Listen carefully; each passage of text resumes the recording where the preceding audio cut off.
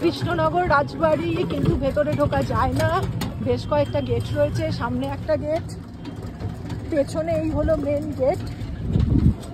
জায়গা অনেকটা।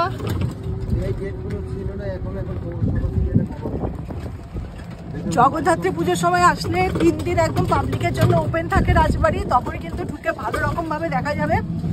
কিন্তু অন্য সময়ে আসলে ঢুকে দেখার কোনো ব্যবস্থা নেই, বাইরে থেকে দেখে চলে যেতে হবে।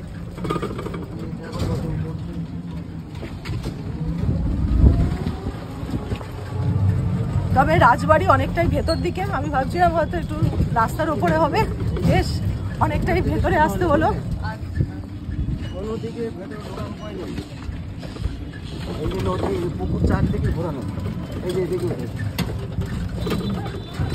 সামনে আরেকটা গেট রয়েছে।